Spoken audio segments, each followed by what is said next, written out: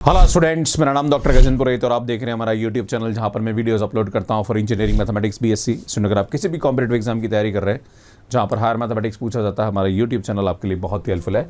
सुन, आज मैं आपके सामने बताने वाला हूं न्यूमेरिकल इंटीग्रेशन के अंदर जो सिम्पसन 3/8 रूल होता है उसकी हेल्प से जो हमारे पास डेटा गिवन है उसका कैसे हम इंटीग्रेशन करते हैं। और सुन, यहाँ पे जो आंसर आता है वो अप्रॉक्सीमेट आता है, एग्जैक्ट नहीं आता है।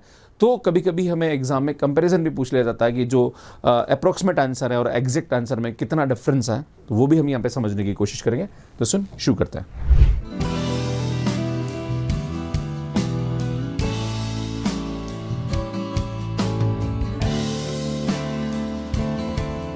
तो सुन, अगर हमारे पास कोई भी डेटा गिवन है तो यहाँ पे हमें अगर सिम्पसन 3/8 रूल से इंटीग्रेशन करना, तो पहला तो रूल ये कि जो भी हमारे पास यहाँ पे लिमिट दे रखी है उसको हम 3 के मल्टीपल में ब्रेक करते हैं। अब आपके मन में सवाल उठेगा कि सर 2 के मल्टीपल में ब्रेक करना, 3 के मल्टीपल में ब्रेक करना या फिर अपने हिसाब से ब्रेक करना, उसके हिसाब से अलग अलग फार्मूले कैसे बनते हैं।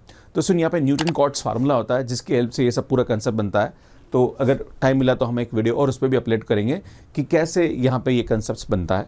तो सुन, अगर हमारे पास सिम्पसन 3/8 रूल से किसी भी फंक्शन का अगर हमें इंटीग्रेशन करना, मतलब डेटा का इंटीग्रेशन करना है, तो यहाँ पे हम क्या करते हैं, x0 से x0 plus nh y dx 3h/8 पहली term plus last term 3 into यहाँ पे हमारे पास ये टर्म आएगी और 2 इंटू 3 की मल्टीपल है। सुन, 2 इंटू 3 की मल्टीपल एंड रिमेनिंग टर्म यहाँ रहती है।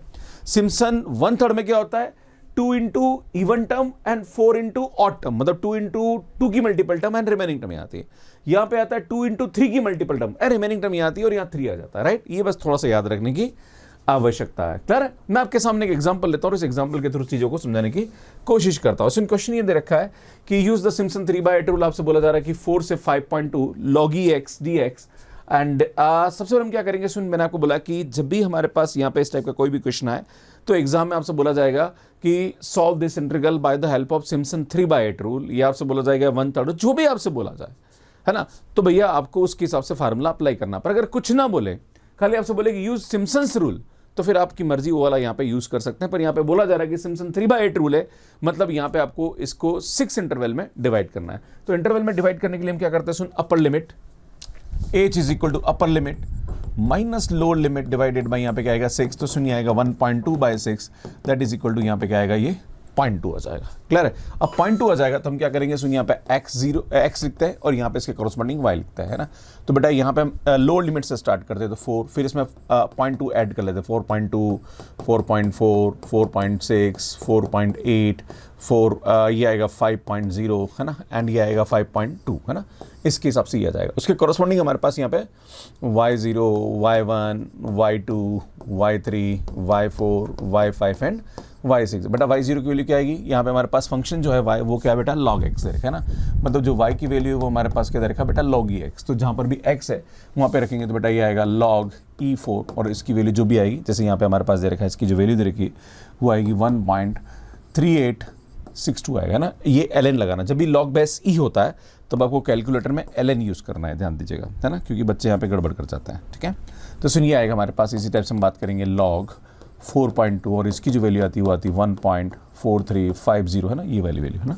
ठीक है, इसी टाइप से हम यहाँ बात करेंगे log, ये आएगा 4.4, है ना, तो उसकी जो वैल्यू आ रही वो हमारे पास ये आएगी 1.4816 आएगा। इसी टाइप से ये आएगा log 4.6 और इसकी जो वैल्यू आएगी वो हमारे पास आएगी 1.5260। इसी टाइप से ये आएगा log 4.8 इज इक्वल टू यहाँ पे हमारे पास इसकी जो वैल्यू आएगी वो आएगी 1.5686 आएगा। इसी टाइप से ये लगेंगे log 5, तो ये हमारे पास वैल्यू आएगी 1.6094 आ जाएगा। इसी टाइप से log यहाँ पे लगेंगे 5.2, तो इज इक्वल टू यहाँ से हमारे पास इसकी जो वैल्यू आएगी वो आएगी 1.6486 आएगा। तो इस तरह से यहाँ पे हम इसको करते हैं। क्लियर है? अब जब ये फार्मूला हम यूज़ करेंगे तो हमारे पास फार्मूला क्या होता है बेटा, ध्यान दीजिएगा। फार्मूला हमारे पास ये होता है कि लाइक फार्मूला दे रखा है 4 से 5.2 और यहाँ पे आएगा y dx।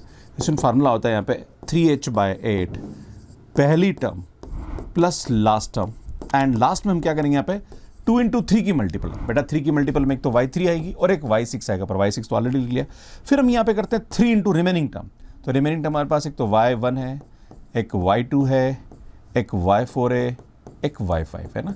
बेटा ये आ जाएगा और ये हमारे पास यहाँ पे क्या हो जाता है, इसका फार्मूला हो जाता है। सुन, h की वैल्यू हमारे पास दे रखी है 1/0.2 आ रहा है, तो ये आएगा हमारे पास 3 इंटू 0.2 डिवाइडेड बाय 8, इसमें y0 की वैल्यू हमारे पास दे रखी है 1.3862 प्लस y6 बटा ये दे रखा है 1.6486 है, एंड इसमें यहाँ पे आएगा प्लस, यहाँ पे लिख रहा हूँ प्लस 3 इंटू y1 की वैल्यू दे रखी है 1.4350 प्लस y2 आ रहा है 1.4816 प्लस नेक्स्ट आ रहा है y4 दैट इज़ 1.5686 आ रहा है, प्लस y5 की वैल्यू आ रही है 1.6094। इसमें ये हम रखेंगे यहाँ पे प्लस 2 इंटू यहाँ पे आएगा y3 और y3 की वैल्यू आएगी 1.5260। बेटा इन सब की वैल्यू निकाल के कैलकुलेटर से आपको यहाँ पे इसकी वैल्यू निकालनी है और इसका जो आंसर आएगा वो हमारे पास आएगा 1.8278। यहाँ पे हमारे पास इसकी वैल्यू आ जाएगी। तो इस तरह से हम यहाँ पे इसको बहुत इजीली कर सकते हैं। सो नेक्स्ट क्वेश्चन पे आते हैं और वैसे आप इसका सॉल्यूशन यहाँ पे भी देख सकते हैं। सो नेक्स्ट क्वेश्चन आने से पहले मैं आपको बताना चाह रहा हूँ कि अगर आप CSIR-NET, गेट या IIT-JAM की तैयारी कर रहे हो तो हमारी बुक्स जो है ये अमेजॉन और फ्लिपकार्ट पे अवेलेबल है, इनको आप बाय कर सकते हैं। सो नेक्स्ट क्वेश्चन देखिए आप, नेक्स्ट क्वेश्चन हमारे पास ये बोला जा रहा है कि 0 to 6 dx 1 plus x square दे रखा है, आपको यहाँ पे सिम्पसन 3/8 रूल यूज करना है। तो भाई हम क्या करेंगे, h की वैल्यू निकालेंगे, अपर limit minus lower limit divided by 6/1 आ जाएगा। फिर वही सबसे पहले यहाँ पे x0 हम यहाँ पे स्टार्ट करेंगे 0 से, फिर यहाँ पे हम 1 1 ऐड करते जाएंगे ना, तो ये हमारे पास x2 x3 x4 x5 and x6 आ जाएगा, राइट। ये हमारे पास इसके कॉरस्पॉन्डिंग हम क्या करेंगे बेटा, ये जो 0 है ये यहाँ पे जो y है वो हमारे पास आ रहा है बेटा 1/1 प्लस एक्स स्क्वायर है ना, ये हमारे पास इसकी वैल्यू आ रही है। तो जहाँ पर भी x है वहाँ पे 0 रखेंगे तो बेटा ये आएगा, फिर 1 रखेंगे तो यार ये ऐसा आएगा 1/1 प्लस 0 का स्क्वायर 1 प्लस 1 का स्क्वायर तो बेटा 0.5 आएगा है ना। इस टाइप से यहाँ पे हम रखेंगे तो 1/1 प्लस 2 का स्क्वायर तो 4 तो ये 0.2 आएगा। तो इस तरह से हमारे पास यहाँ पे ये जो वैल्यू आएगी ये हमारे पास यहाँ पे आती जाएगी। तो बेटा ये जो होगा ये हमारे पास y0 y1 y2 y3 y4 y5 and y6, सुन ये हमारे पास यहाँ पे क्या आ जाएगी, इसकी वैल्यू हो जाएगी। अब हम यहाँ पे फार्मूला यूज़ करेंगे तो बेटा ये आएगा 0 से 6 and dx/1 plus x square, बेटा फार्मूला होगा 3h/8 पहली term plus last term plus, बेटा पहले इसको बाद में लिखेंगे, पहले इसको निपट लेते हैं यहाँ पे ना, इसको निपट लेते हैं हम लोग यहाँ पे ना, पहले इसको निपट लेते हैं 2 इंटू यहाँ पे 3 की मल्टीपल टर्म आएगी तो 3 की मल्टीपल तो y3 आ रही है, y6 तो ऑलरेडी हम ले चुके हैं। अब रिमेनिंग टर्म यहाँ पे लिखेंगे तो ये आएगा हमारे पास 3 into y1 y2 y4 and y5, सुनिए आ जाएगा हमारे पास वैल्यू, राइट।